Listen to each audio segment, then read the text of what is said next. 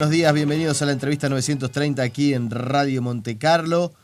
Hoy recibiendo a un amigo, historiador, panelista en Canal 4, en Buen Día Uruguay. Leo Borges, ¿cómo le va? Buenos días, ¿cómo andan? Buen comienzo de semana. Igualmente. Y todo muy tranquilo, todo muy tranquilo. Presentando un nuevo libro. Sí, exactamente. La historia escondida del Uruguay, mitos, verdades y dudas de nuestra historia. ¡Ja! Hay alguien que... Usted es un eterno cuestionador de la historia. Además de ser un historiador, yo creo que la premisa principal, lo veo a diario casi, es cuestionar la historia, no aceptar la historia. ¿Cuánto hay de una historia construida y cuánto hay de lo que en verdad sucedió? Bueno, la historia del Uruguay es una historia básicamente construida a través de mitos, ¿verdad? Desde un punto de vista romántico. Romántico, obviamente hablando del romanticismo, de ese movimiento que exalta los sentimientos, etcétera. Porque justamente nuestros estados nacionales surgen en tiempos de romanticismo. Entonces se va configurando una historia romántica y mucho más en Uruguay, porque Uruguay tiene un problema y es que es una provincia secesionista que no termina de alguna manera de darse cuenta que está separada de la Argentina. Y durante todo el siglo XIX hay un intento de gran parte de los partidos políticos, blancos y colorados, de alguna manera siempre, de cuando hay un conflicto entre ellos, pedir la ayuda de Argentina o de Brasil. Por lo tanto hay invasiones y hay de alguna manera una serie de conflictos que van configurando el ser nacional uruguayo que justamente necesita de mitos para poder sostener su nacionalidad. Entonces lo hace a fines del siglo XIX cuando echa mano a Artigas, que era un caudillo olvidado, que era un caudillo... O sea, en 1890 Artigas era un caudillo olvidado. Exacto, sí, porque la historiografía uruguaya es una pata de la historiografía argentina. La historiografía argentina fue generada por Mitre, Bartolomé Mitre, que fue presidente, y por Vicente Fidel López. Entonces, en esa historia, y por Sarmiento en gran medida, en esa historia Artigas no entra por improcedente, porque Artigas es para ellos un montaraz, un anárquico, un federal. Ellos son unitarios, ¿no? Entonces, la historiografía uruguaya toma eso tal cual. Entonces, cuando vos buscás en el siglo XIX artiguistas, encontrás, por ejemplo, a Leandro Gómez, que es como un caso extraño de un artiguista a mediados del siglo XIX. Pero a fines del siglo XIX se empieza a configurar una necesidad. Necesitamos un héroe. No lo tenemos. Necesitamos un papá.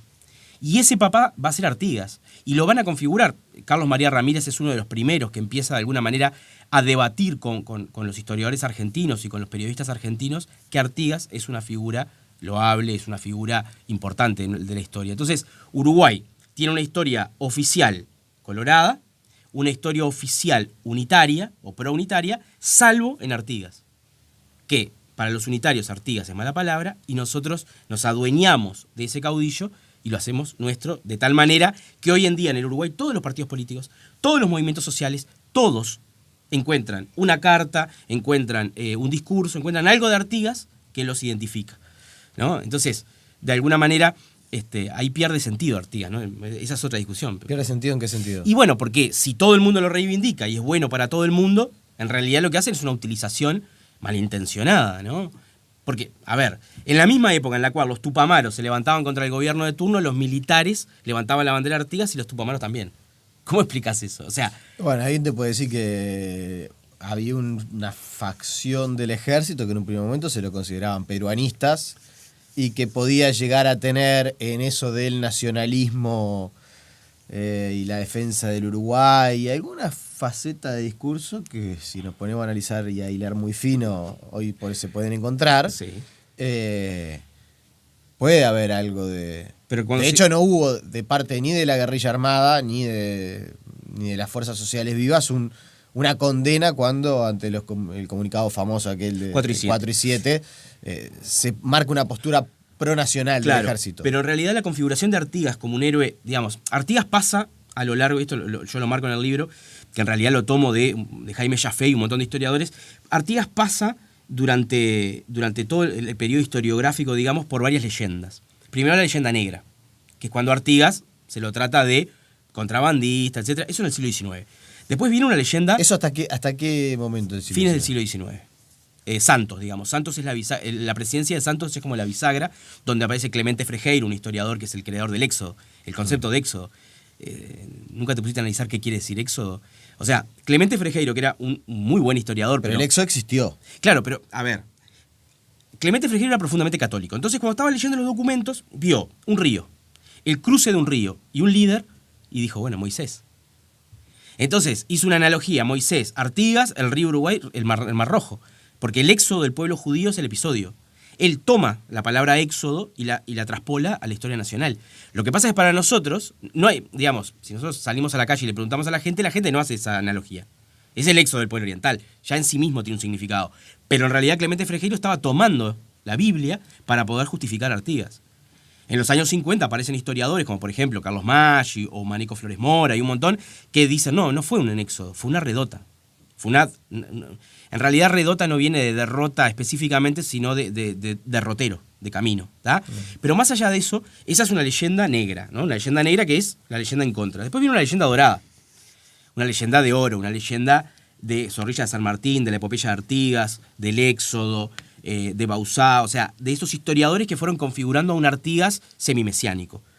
Después hay una leyenda roja, que es en los años 60, cuando los historiadores marxistas, como Nelson de la Torre, como Lucía Sala, como Julio Rodríguez, los socialistas como Vivian Trías o como Carlos Machado, lo que hacen es ver en Artigas un héroe social. Es la leyenda roja. Sí, se dice a veces el primer socialista. Exacto, ahí está, ¿no? Entonces uno ve, por ejemplo, el libro La Reforma Agraria Artiguista de Lucía Sala, Nelson de la Torre y Julio Rodríguez, estos tres marxistas, y en la tapa tiene la bandera de Otorgués, que fue la bandera que toma el Frente Amplio, hay una relación ahí en ese sentido. Y después hay una leyenda verde, que es la leyenda de los militares, que se configura básicamente a partir del sesquicentenario de 1975, en el cual aparecen una serie de historiadores que son afines a los militares. Los militares de alguna manera se legitimaron en dos personajes. En La Torre, Lorenzo La Torre, presidente de facto entre el 76 y el 80, y el 79 y el 80 fue elegido y a los 8 meses renunció, y José Artigas. Pobre Lorenzo La Torre no soportó la legitimación que los militares hicieron de él, entonces hoy en día es mala palabra. De hecho, no tiene calle en Montevideo. La tuvo durante la dictadura, que era convención, pero después de la democracia volvió a llamarse convención.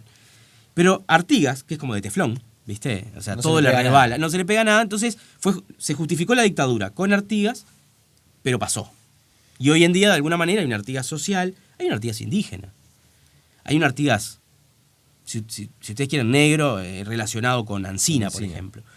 Entonces, cuando vos tenés una figura que tiene tantos significados, pierde su propio significado. Bueno, y en el libro está, por ejemplo, llegamos a poder ver cuál es el verdadero significado, o te llegaste a plantear cuál es el verdadero Artigas.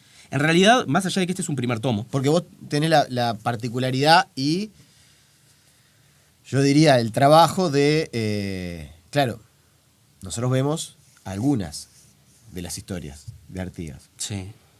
Podemos conocer superficialmente varias de esas historias y a medida que se hace la asociación de ideas, saber cuál. Ahora, vos tenés acceso a los documentos, a los primeros trabajos. Me imagino que para hacer este libro te leíste, un sinfín de historiadores. Los clásicos. Claro. Los que nadie lee. A eso mismo iba. Y ahí es cuando va descubriendo cosas. Ahí es cuando uno, pero mira, esto está, y en verdad, esto que mencionábamos del efecto mesiánico del éxodo. ¿Cuál es el verdadero Artigas? Esa es una pregunta que en realidad yo no puedo responder, porque no podemos dejar de entender que toda historia es historia contemporánea. Eso quiere decir, de alguna manera, que la historia, solo en función de la vida, interroga la muerte. Esa es una frase de Lucien Febvre, la anterior de Benedetto Croce. ¿Qué quiere decir esto? Que nosotros observamos el pasado en relación al presente. Cada presente le hace determinadas preguntas al pasado y consigue diferentes respuestas.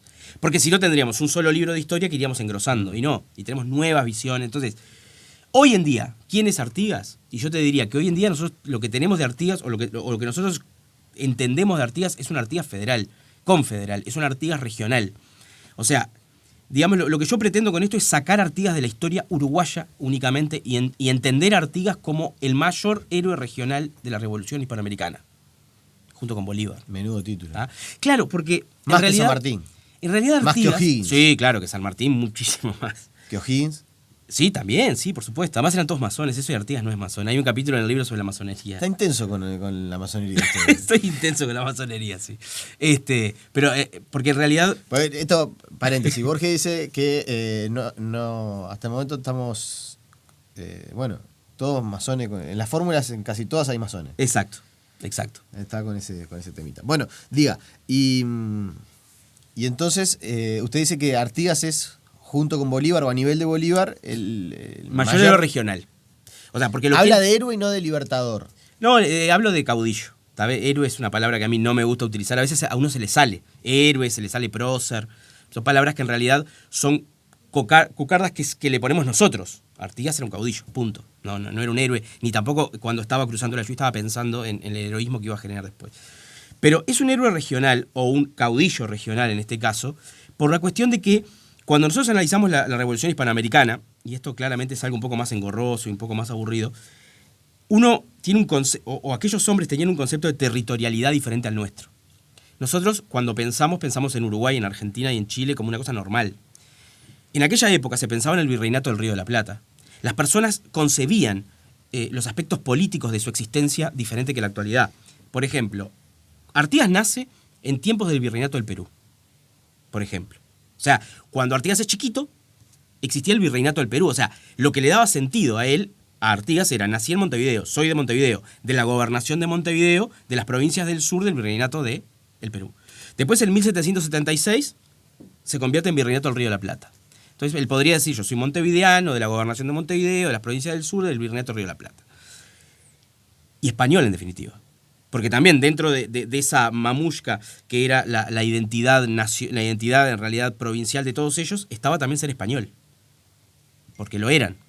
Entonces, hay una cosa que es interesante con respecto a esto, y es que cuando analizamos a Artigas desde el punto de vista de la actualidad, lo colocamos como uruguayo, casi como una cosa normal. Bueno, sí, esa es una incongruencia terrible. Exactamente, ahí empieza... Artigas, si algo no quería, el Uruguay. Exacto. Entonces ahí está la diferencia entre el discurso unitario y nosotros tomar un héroe, un prócer, un caudillo, que en realidad era federal. Era federal, exacto. Entonces, cuando vos lo agregás a la historia uruguaya, lo que estás haciendo es forzando las cosas para que te dé un resultado. Porque todas las historias nacionales, en el libro esto yo lo manejo, una crítica muy dura, yo digo que nuestra historia está enferma. Y el diagnóstico es historia oficial. Está enferma. ¿Por qué? Porque de alguna manera nosotros tenemos una historia del Uruguay que es absolutamente providencial.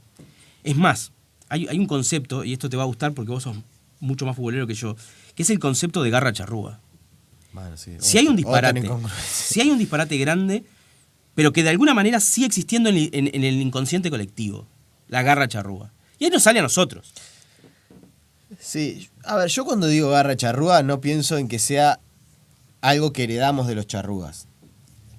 Pero pienso en garra charrúa como, bueno, se asignaba a los charrúas esta porción de territorio y nosotros, que somos un pedacito de tierra que tenemos que convivir entre dos gigantes, hacemos fuerza de flaqueza. Bueno, yo te cuento dos cosas. Pero si fuéramos, o sea, en realidad los charrúas eran guaraníes, así que desde ese punto de vista... Uno, los charrúas no eran los más numerosos en la banda oriental.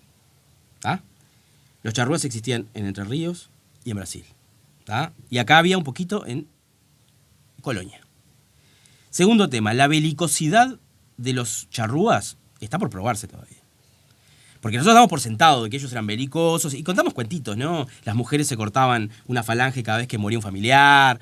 Hay un montón de cosas, pero en realidad, siguiendo a los grandes, ¿no? A Daniel Vidar, que se nos fue hace poco, a Renzo Piugarte, y a los actuales, José López Mas, Diego Braco, los tipos que han investigado de verdad a los indígenas, yo me excluyo, los leo a ellos, porque yo no soy especialista en esas cosas. Cuando los lees a ellos te das cuenta de que no eran ni esencialmente belicosos o más belicosos que el resto, que no poblaban gran parte de la banda oriental, y que por otra parte, si vos buscas un indígena representativo, entre comillas, de la banda oriental, porque también esa relación entre naciones y tribus es medio un bolazo, ¿no? Los incaicos, los guaraníes, porque guaraníes vienen acá también, vos encontrás a los minuanos, no a los charrúas. ¿Cómo los minuanos? Los minuanos eran otra etnia que también se llama minuanes y guenoas. Bueno, esos eran los que poblaban la banda oriental en mayor número, no los charrúas.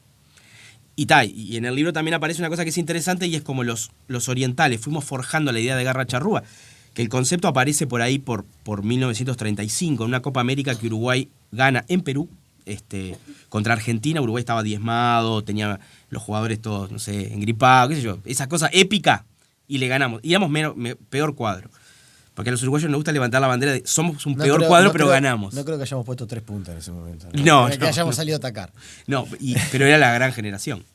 Pero todas las crónicas dicen que ya se estaba terminando la gran generación. Pero lo cierto es que salimos campeones y ahí empezó con el tema de la garra charrúa. 10 años antes, en 1925, Uruguay, según... O sea que es una creación futbolística lo de la garra charrúa. Sí, es una creación futbolística, pero basada en conceptos históricos. En realidad, si uno lee a Bauzá, por ejemplo, Bauzá habla de que existía una civilización charrúa cuando llegaron los españoles.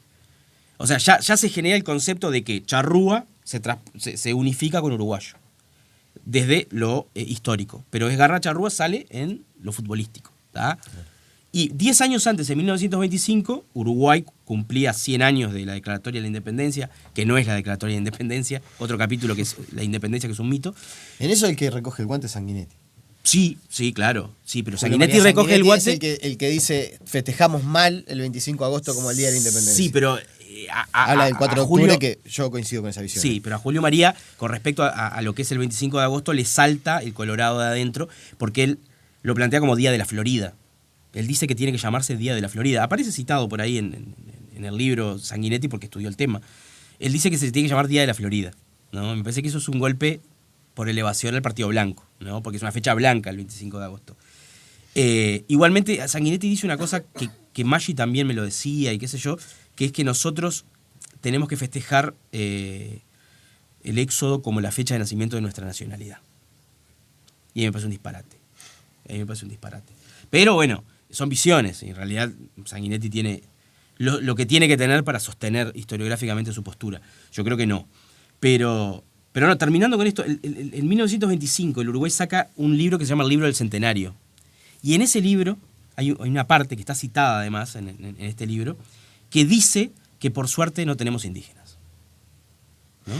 El Libro del Centenario es el libro, lo hizo Capurro y compañía, era el libro, ¿no? Libro grande, además sale carísimo. Ahora la versión oficial. Oficial, por suerte no tenemos indígenas. Entonces, eso era lo que un país europeizante como el Uruguay en los años 20 creía, pero al mismo tiempo generaba el concepto de garra charrúa. Una cosa muy rara. No, tal cual. Además que no los hemos tratado muy bien a lo largo de la historia, ya hoy mismo en el presente, los ancestros, las generaciones venideras que hoy todavía conviven con nosotros, y las invisibilizamos bastante, ¿no? Algo que estuvo de moda el término de invisibilizar. Pero sí, en este caso sucede. Sí, yo tengo una particular concepción de lo que son estos grupos que se han generado, indigenistas y qué sé yo, que además hay como 4 grupos que están peleados entre sí. Es una cosa muy bizarra. Es muy bizarra. La otra vez, que no me acuerdo quién le había hecho una entrevista, que se iban a competir a los Juegos Olímpicos indígenas. No, es una cosa muy bizarra. Me parece que debería tener un poco más de seriedad todo ese tipo de cosas. Porque además algunos exigen tierras. Digamos, el Uruguay es un país que tiene indígenas, pero los invisibiliza. Tenés razón. Uruguay es un país que mató la cultura indígena, la mató. Un poco hablaba de eso. Eso es verdad, sí, la mató la cultura. De hecho, miramos nuestra nomenclatura, y yo qué sé, de Paysandú, Batoví, un montón, son todas palabras guaraníes. Sí, no tenemos ninguna palabra charrúa, y ni minuán tampoco, ni guenoa, ¿no? Pero más allá de eso, me parece que muchos de estos grupos indigenistas se sostienen sobre paredes sociales, grupos sociales y un par de personajes medio nefastos, entonces pierden toda credibilidad. Me parece a mí. Claro. Ya sobre el final, en cuanto a la visión artiguista, ¿también cuestionás esto de prácticamente que las instrucciones del año 13 fueron nuestra primer constitución? ¿O eso sí es un pensamiento inspirador desde el artiguismo que se tomó y por lo menos es un faro o una guía? Primer punto.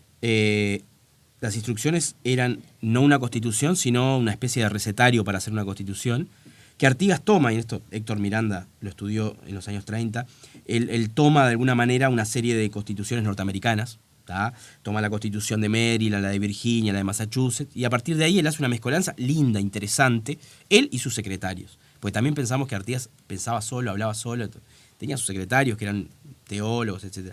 O sea, creo que son importantes las instrucciones. Pero por otro lado, que los uruguayos nos saquemos cartel con las instrucciones, es un bolazo. Porque en realidad, si hay un pueblo que de alguna manera no siguió las ideas de Artigas fue el pueblo uruguayo. El Uruguay es el resultado del antiartiguismo. Es una provincia secesionista de bachilleres antiartiguistas, como Nicolás Herrera, como Lucas Sobes, como Geli, como Santiago Vázquez. A ver, ya estamos terminando, pero esta es el título de la nota. Ya le aviso.